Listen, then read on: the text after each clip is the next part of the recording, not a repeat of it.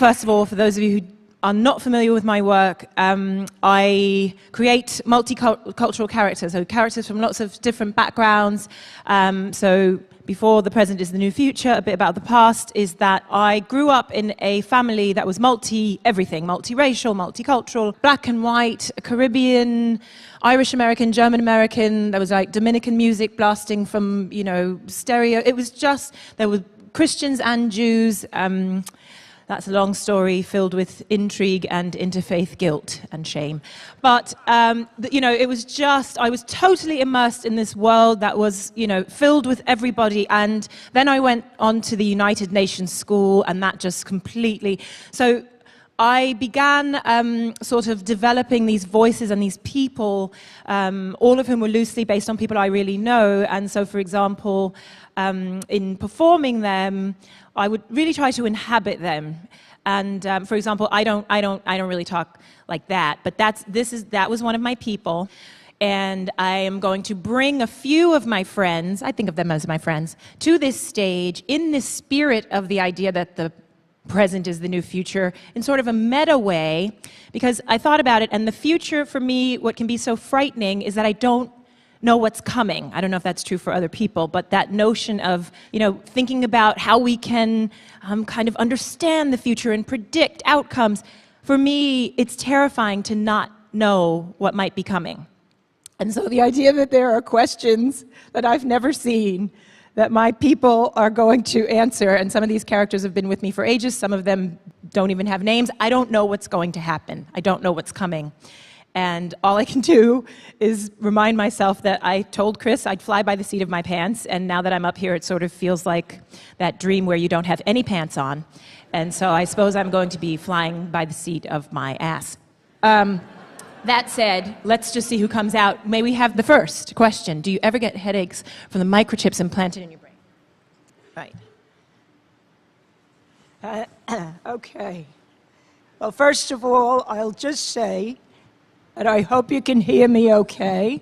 My name is Lorraine Levine, and the idea of microchips implanted in my brain, frankly, just putting on my glasses reminds me of, thank God I'm not wearing the Google glasses. No offense to them. I'm glad that you all enjoy them, but at my age, just putting on the regular ones I have already gives me too much information. Do you understand what I'm saying to you?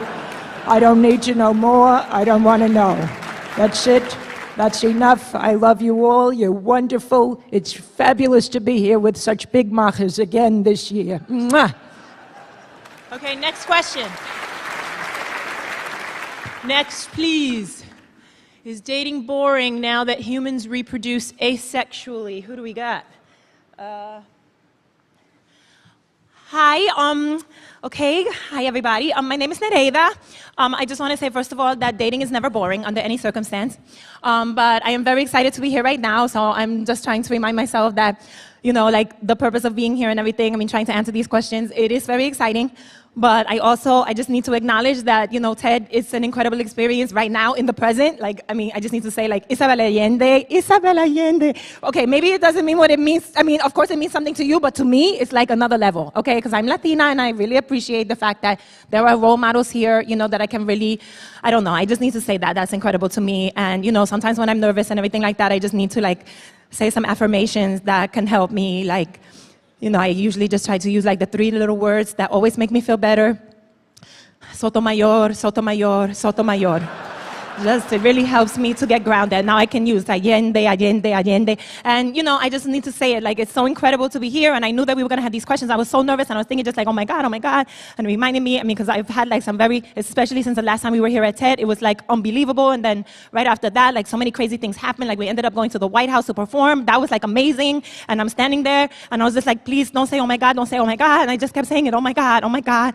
And, I kept thinking to myself, President Obama has to come up here at the same podium. And I'm standing here saying, oh my God, it's the separation of church and state. I couldn't process. It was really too much. So I think I've lost my way. But what I wanted to say is that dating, for me, as far as I'm concerned, however you reproduce, as long as you're enjoying yourself and it's with another consenting asexual, I don't know. You know where I'm going with that. Okay, ciao. Gracias. Okay, Next question. What are your top 5 favorite songs right now? Yeah. All right, well, first of all, I'm going to say, you know what I'm saying, I'm the only dude up here right now.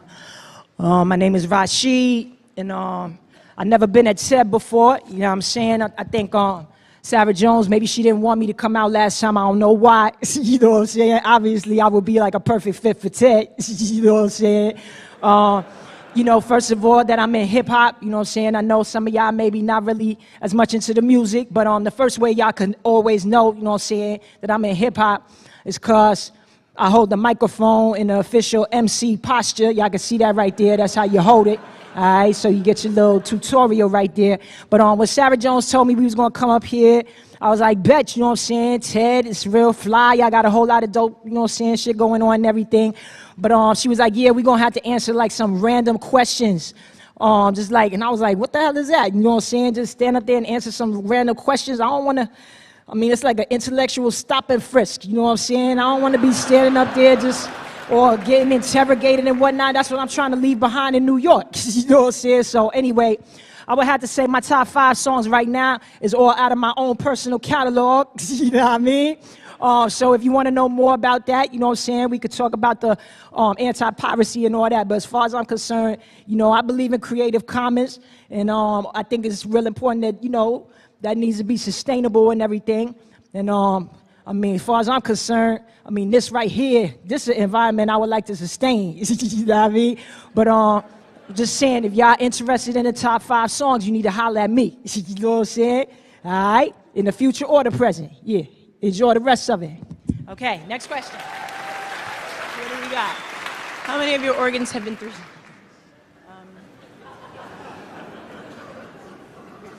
Well, I have to say that I don't know about how many of my organs have been 3D printed as such. But I can't tell you that it is so challenging to me, you know, kind of thinking about this concept of the future and that, you know, all around the world, parents are kind of telling their small children, you know, please, you have to eat that. You know, I have slaved over a hot 3D printer all day so that you can have this meal, you know, that kind of thing. Of course, now that we have changed, you know, from the global south, there is a total kind of perspective shift that is happening around the, you know, you can't just say to them, well, there are starving children. Well, it is the future, but nobody is starving anymore, thank God. As you can tell, I have kind of that optimism. And I do hope that we can continue to kind of 3D print. Well, let us just say, I like to think that even in the future, we will have the publication kind of, you know, all the food that's fit to print. But everybody, please to enjoy that. And again, I think that you do throw a cracking good party here at TED. Thank you. Okay, next question. What has changed? What has changed? Okay, it's like, I have to think about that. What has changed now that women run the world?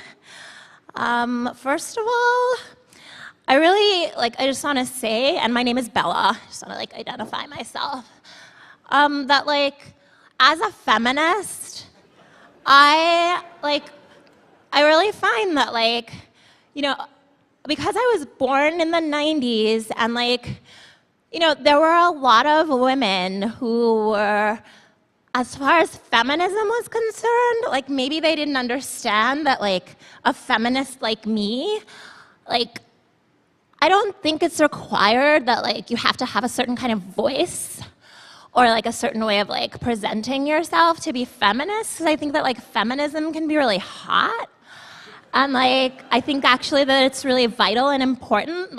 The quotation I'm wearing is from Gloria Steinem. And I'm named Bella for Bella Abzug, who's obviously a really important feminist from history. And I just think that those women really represent that you can be vital and amazing, amazing. And you don't have to wear an Eileen Fisher kaftan just to prove that you're a feminist. Not that there's anything wrong with that, but my mom, she's why do you have to wear pants that objectify your body. I like my pants. Like, I like my voice. She's like, why do you have to talk? Like, talk like what? Like, I'm expressing myself. And I think that we have to, like, reach out, like, not only across, like, the different generations of feminists, but also, like, across the, like, vocal ranges. So that, like, because otherwise it's just, like, restriculous within feminism, which is just, like, a word that I created that means, like, so strict it's ridiculous. So that's my feeling about that. You guys are amazing, by the way. Okay, next question.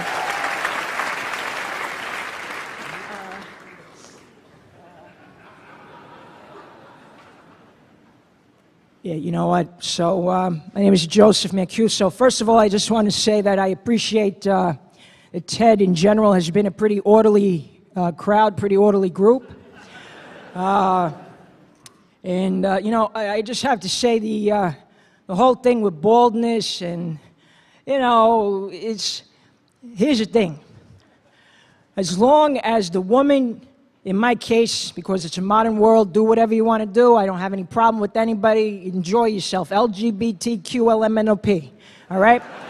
But, you know, as far as I'm concerned, attractiveness, women don't really care as much as you think they do about the, you know.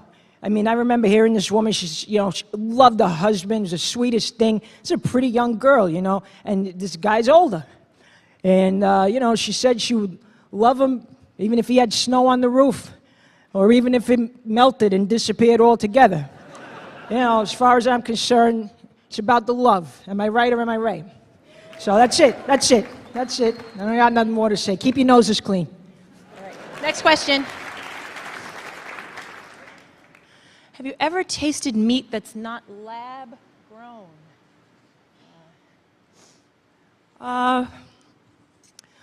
Well, I want to start by saying that this is a very difficult experience for a Chinese American. I don't know what to call myself now because I have really my Chinese identity, but my kids, they are American Chinese. But it's difficult to try to express myself in front of audience of people like this.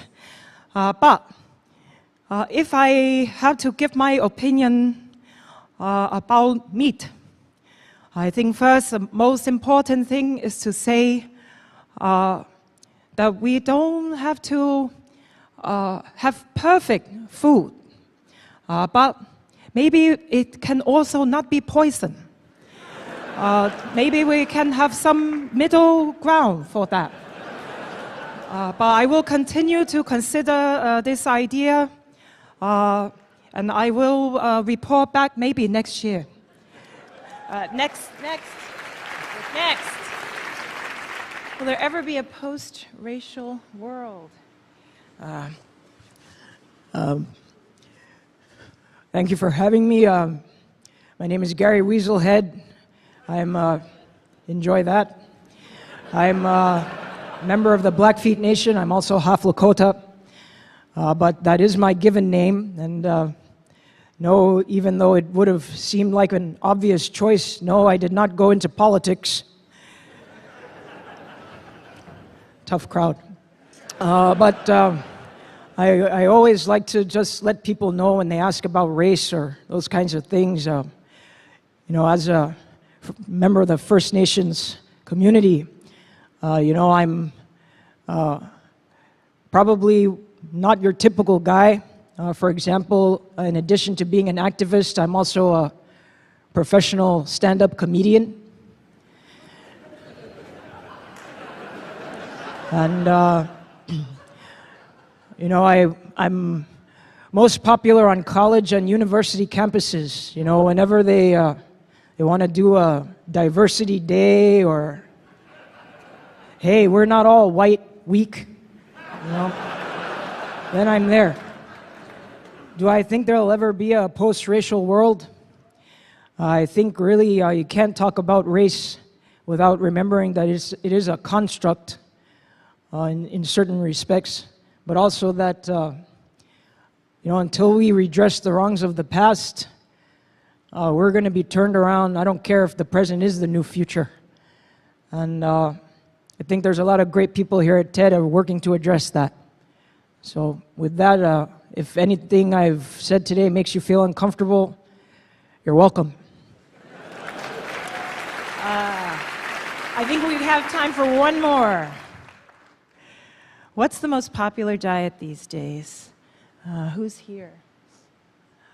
Okay, well, I'm just going to answer this really fast as like 3 or 4 different people. I mean really fast. I'm just going to let y'all know that as far as diet is concerned, if you don't love yourself inside, there is no diet on this earth that is going to make your behind small enough for you to feel good. So just stop wasting your time. I would just like to say, as an African woman, that I believe the diet that we need is really to remove the crazy belief that there is anything wrong with a nice backside. No, I am teasing about that. There is nothing wrong with a woman of size. That is what I am trying to say. Women, celebrate your body, for God's sake. Stop running around starving. You are making yourselves and other people miserable. Last answer. So we talking about what's the most popular diet. I'm going to start off by telling y'all that this is my first time here at TED. I might not be your typical person you find on this stage. My dental work not as nice as some people. But I made Sarah Jones promise she gonna bring me this time. Because she didn't bring me before. But, I just want to say there's a lot of things more important than counting calories. And as somebody living on the street in New York and getting to come here, hear y'all ideas worth spreading, I want to tell y'all I believe in this idea that the present is the new future. That where you sit, you create everything that's going to come, for better or worse. And for me, I think homeless, the wrong word for it anyway. I might not have me no place to lay my head at night, but that does make me houseless.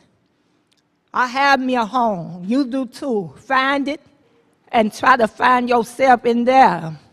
Make sure you know it's not just about virtual reality in space. That's wonderful, but it's also about the actual reality here on Earth. How are people living today? How can you be part of the solution? Thank y'all for thinking about that right now in the present moment to influence the future. I appreciate it. Bye-bye. Thank you all very, very much. Thank you for trusting me, Chris.